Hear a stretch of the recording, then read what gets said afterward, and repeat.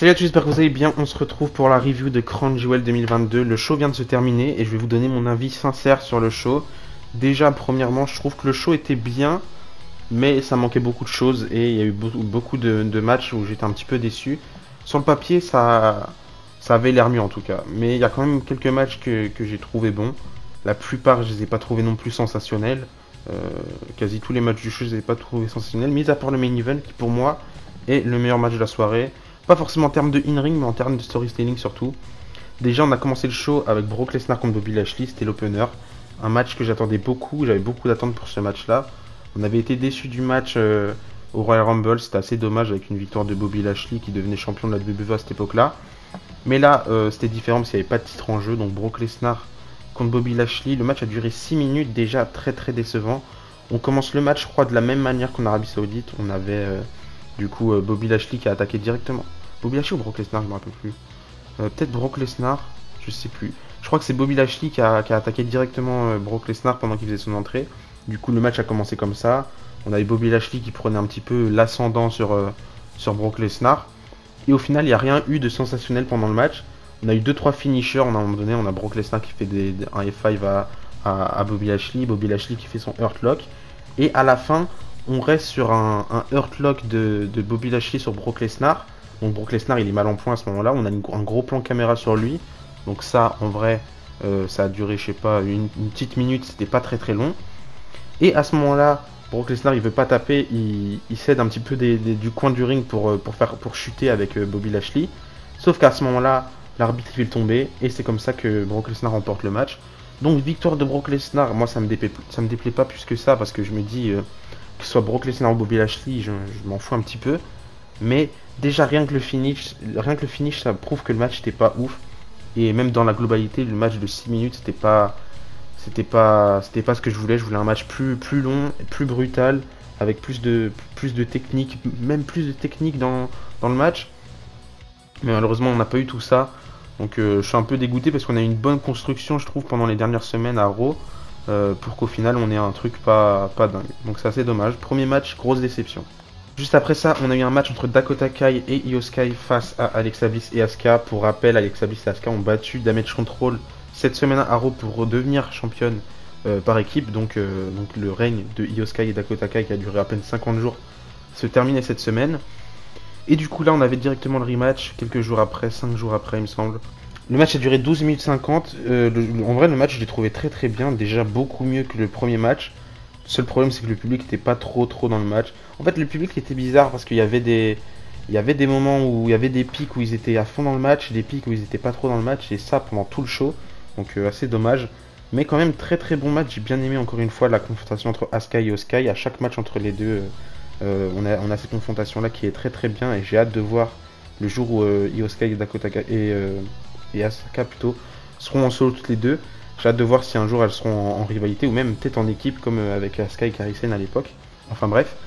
Du coup le match j'ai trouvé plutôt bien. Il y a eu beaucoup de beaux spots. Enfin pas forcément de gros spots, mais beaucoup de belles prises dans le ring. C'est ça que j'ai bien aimé pendant ce match-là.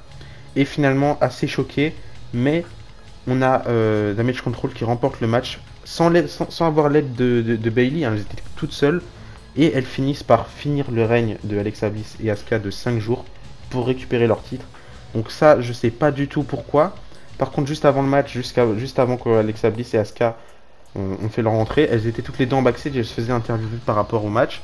Et à ce moment-là, sur l'écran, on a eu le logo de Bray Wyatt. Donc c'est peut-être ça qui expliquerait la défaite d'Alexa Bliss et Asuka. Mais alors à ce moment-là, pourquoi avoir fait perdre Damage Control la semaine dernière? J'en ai aucune idée et c'est juste dommage et c'est juste incompréhensible. Mais bon, c'est pas très très grave, au moins Alexa Bliss et Asuka ont eu leur petit moment de gloire en devenant championne la semaine dernière, enfin cette semaine. Mais je trouve que c'est le bon move de redonner les titres par équipe à Dakota Kai et Io Sky qui méritent peut-être mieux les titres par équipe vu le travail qu'elles font à Raw ces derniers jours. Donc voilà. Juste après ça, on a eu le Steel Cage match entre Drew McIntyre et Karrion Kross. J'avais pas forcément tant d'attentes sur ce match-là. J'avais juste envie qu'il fasse un meilleur match que celui d'Extreme Rules qui était pour moi très très décevant. Et là, en vrai, le match a duré 13 minutes déjà. Je trouve qu'il était un peu mieux que celui de Extreme Rules. Beaucoup de beaux trucs dans le match. À la fin, on a eu un truc chelou, j'ai pas trop kiffé. Mais en soi, pas grand chose à redire sur le match, mis à part que le finish était pas ouf. À la fin, on a Drew McIntyre qui essaye de sortir. D'ailleurs, on a encore eu Scarlett qui a utilisé son spray là pour McIntyre.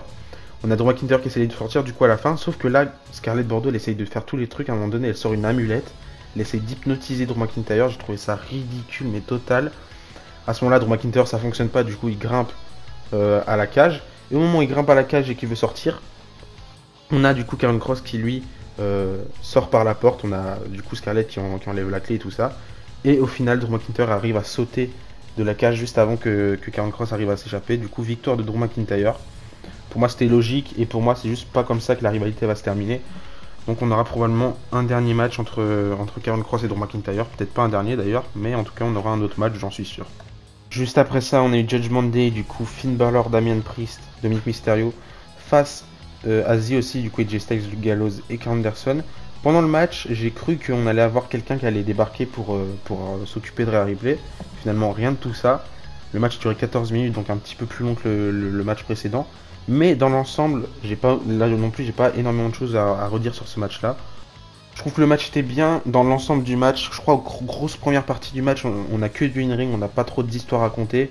Donc on a surtout Judgment Day qui prennent un petit peu l'ascendant sur The aussi. On va avoir des prises à deux plusieurs fois. Dominic Mysterio qui va être mis un petit peu en avant. D'ailleurs tant mieux hein, parce que Judgment Day, comme j'ai dit dans ma vidéo pronostic, je trouve pas que ce soit un groupe qui est nécessaire à la WWE actuellement parce que ça sert que à Rhea Ripley. Mais j'ai oublié de préciser aussi que ça sert un petit peu à Dominic Mysterio parce que ça va l'aider un petit peu à grandir déjà, parce qu'il n'a pas déjà beaucoup évolué à la WWE depuis ces 2 ans qu'il est là. D'ailleurs, je crois que ça fait plus de 2 ans maintenant, je sais plus. Enfin bref, du coup, ça va aider un petit peu à Dominic Mysterio, déjà d'être mis plus en avant et d'être dissocié de son papa, parce que ça le servait pas du tout ça d'ailleurs. Et je pense que même dans le in-ring, Finn Balor comme Damian Priest peuvent l'aider, donc tant mieux. Mais à la fin, là aussi, finish pas ouf. En fait, c'est pas finish pas ouf. Mais c'est juste que pour l'instant on a eu quasi aucun finish clean. À la fin du coup on a Rhea Ripley qui prend AJ Styles il me semble sur ses épaules. Elle fait comme un reverse Alabama Slam sur AJ Styles sur le coin du ring. Et du coup à ce moment là Finn Balor il va enchaîner avec son shotgun dropkick puis son coup de grâce. Et c'est comme ça que Judgment Day va remporter le match. Je vous avais dit dans mes pronostics que j'aurais préféré une victoire de The aussi parce que j'en ai marre de Judgment Day. Mais là le choix est logique, victoire de Judgment Day. Je pense que la WWE ils aiment bien un petit peu ce groupe là, donc ils vont essayer de miser sur ça à l'avenir. Je sais pas où tout ça peut nous mener hein, d'ailleurs. Hein. Parce que quand même faut pas oublier que pour l'instant à Raw on n'a aucun titre majeur. C'est assez dommage d'ailleurs. Enfin, on a quand même Roman Reigns qui passe de 3 fois à Raw, mais il passe tellement pas de temps. On voit tellement rarement à SmackDown qu'à Raw faut pas compter sur lui.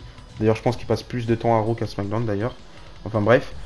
Donc victoire de Judgment Day, je sais pas où ce que ça va nous mener, mais en tout cas c'est bien pour le groupe et je suis sûr qu'on aura une revanche parce qu'on n'a pas eu d'aide féminine du côté de Z aussi, donc pour moi il y aura une revanche peut-être à Survivor Series, j'en sais rien, mais du coup voilà. Ensuite on a eu Braun Strowman contre Omos. Personnellement j'étais pas méga concentré pendant ce match-là, le match a duré 7 minutes 30. Sur le papier c'était le match le moins hypant de la carte parce que Omos déjà je suis pas un grand fan, Braun Strowman non plus. Je préfère quand même Braun Strowman à Omos. Je voulais une victoire de Braun Strowman, donc victoire de Braun Strowman. Et j'ai pas vraiment grand chose à rajouter sur ce match là, mis à part que dans le in-ring, dans le ring c'était pas non plus ouf. Je pense qu'après le match contre entre Brock Lesnar et Bobby Lashley, je pense que c'est le moins bon match aussi. Donc voilà, assez déçu et ça, enfin même pas déçu en vrai parce que je m'y attendais à ce que le match soit pas ouf. Mais bon voilà. Ensuite, on a eu les Usos qui défendaient leur titre par équipe face aux Brawling Brutes. J'étais un petit peu hypé par ce match-là parce que je me suis dit que dans le ring ça pouvait être très très bien. Au final, je me suis pas trompé parce que l'in-ring était plutôt bien. Juste avant que le match commence, on a Michael Cole qui nous informe que Jey Uso il s'était blessé au doigt durant la tournée en Europe avec la WWE et que lundi il irait faire un IRM, je sais plus trop quoi. Mais en tout cas, Jey Uso catchait du coup avec un doigt ou plusieurs doigts cassés, je me rappelle plus du tout. Donc le match était très très bien. À un moment donné, j'ai bien failli croire que les Brawling Brutes allaient devenir champions. À la fin, il y a eu un petit spot que j'ai beaucoup aimé où on avait, je crois que c'était Butch qui était sur la troisième corde ou Ridge Holland, je sais plus du tout. Et à ce moment-là, on a Jey ou Jimmy Uso qui le soulève pour faire le 1D. Et donc c'est comme ça que les Usos conservent leur titre. Donc il n'y a eu aucune intervention. Et le match, on dirait qu'il était on était plutôt sur une victoire clean. Donc pas grand chose à redire sur ce match-là, mis à part que on aurait pu avoir le même match en weekly et ça aurait été pareil. Mais en pay-per-view, ça fait plaisir. Donc voilà, 10 minutes 45, le match a duré. Pas trop long, pas trop court. Il aurait peut-être dû durer un petit peu plus longtemps, contrairement à d'autres matchs qui méritaient moins de temps. Mais du coup, voilà. Ensuite, on a eu Bianca Belair contre Bayley, Last Man Standing match pour le titre féminin d'Euro.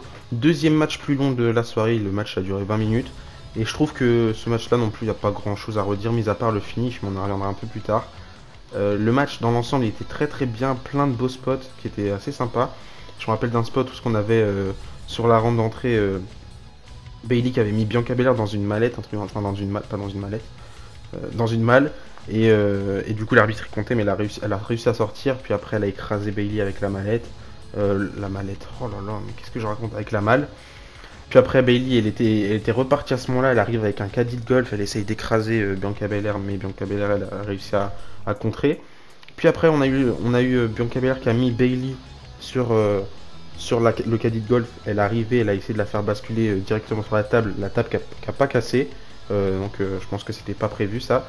Donc après on a Bayley ou Bianca Belair, je me rappelle plus, je crois que c'est Bianca Belair qui fait un powerbomb sur la table à Bayley, donc voilà. Et puis à ce moment-là, ça s'enchaîne trop rapidement. On a des spots avec des chaises. On a Bayley qui prend une échelle. Et à ce moment-là, on a Bianca Belair qui fait. Je sais plus qu'est-ce qu'elle fait. Je crois qu'elle a fait son KOD à ce moment-là. Et elle coince du coup Bayley entre l'échelle. Elle la met près du poteau du ring. Ce qui fait que Bayley elle pouvait pas ressortir. Et que l'arbitre elle a compté jusqu'à 10. Donc victoire de Bianca Belair qui remporte pas le match clean du coup. Enfin, je sais pas si vous considérez ça comme une victoire clean. Personnellement, je trouve pas que ce soit une victoire très clean. Parce que c'est pas comme si elle avait remporté le match par force. Ou en gros, Bayley elle pouvait pas se relever parce que Bianca Belair était trop forte. Mais là, elle a juste remporté le match parce qu'elle a été plus intelligente et qu'elle a coincé Bayley tout simplement. Donc pour moi, ça veut tout dire. Ça veut dire qu'on aura une revanche plus tard. Peut-être encore une fois, comme je le répète, à War Games. Sur la série War Games, dans un War Games match où tous les titres seront en jeu. Pourquoi pas? En vrai, ça pourrait être sympa. Mais du coup, voilà, victoire de Bianca Belair qui conserve encore une fois son titre.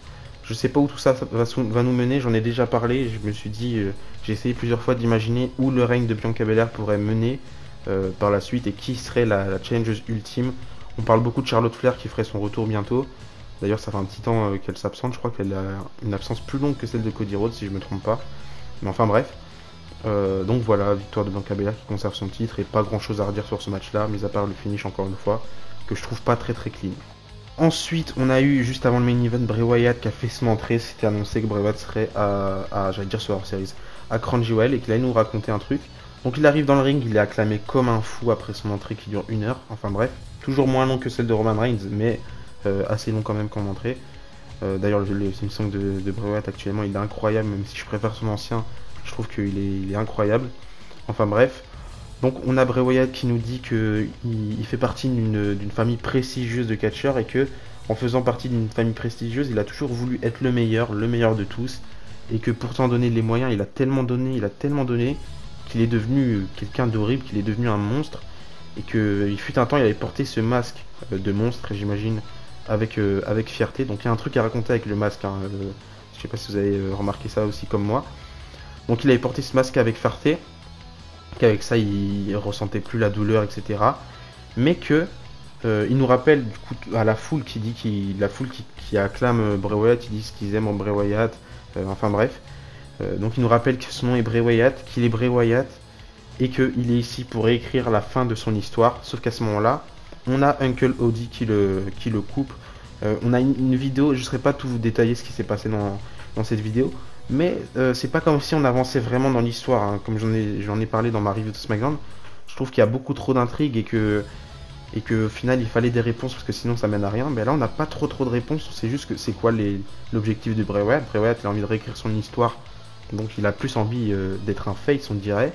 Sauf qu'il y a Uncle Howdy qui veut l'en empêcher, mais on sait toujours pas qui est Uncle Howdy, mis à part que c'était juste une imitation pourrie de Barry Windham avec la voix de Bo Dallas et les boucles d'oreilles de Bo Dallas.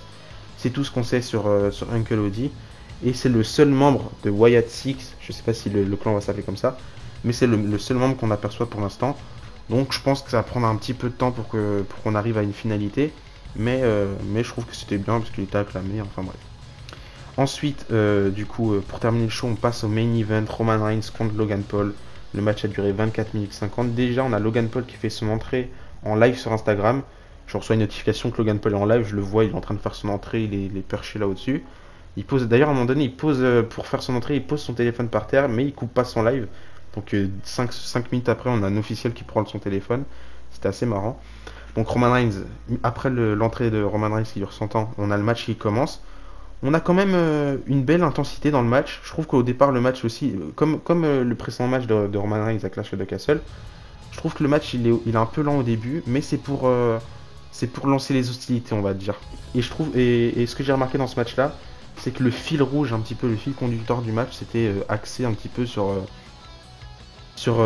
du coup Logan Paul et sa tige en acier dans sa main. Donc on avait plusieurs fois Logan Paul qui essayait de faire des coups de poing, mais Roman Reigns qui évitait. Ensuite, il a réussi plusieurs fois à mettre son coup de poing à Roman Reigns en faisant des Superman Punch. Il y a une fois où il fait un seul Superman Punch, il tente le tomber, mais ça fonctionne pas. Et une autre fois où il met une grosse droite, puis un Superman Punch. Là, j'ai bien failli croire que Logan Paul allait devenir champion. Mais Roman Reigns se dégage. Puis, à un moment donné, le meilleur spot pour moi enfin, pas le meilleur spot. D'abord, il y a un truc. On a Logan Paul qui fait un Buckshot Lariat qui était très très bien réussi et j'ai bien aimé. Ensuite, après ça, on a Logan Paul qui essaye de faire un switch in music en référence à Shawn Michaels qu'il a entraîné ces dernières semaines. C'était très très bien. Et à ce moment-là, il va voir ses amis. Enfin, il pose Logan Paul sur la table des commentateurs et il va voir ses amis qui sont juste à côté. Il boit un petit coup, il prend le téléphone qui est en live, je crois, il était en live à ce moment-là. Il monte sur la troisième corde et là, il fait un frog splash comme à SummerSlam sur le Miz, mais là avec le téléphone. Howdy! This is what you wanted! You're going viral, Roman!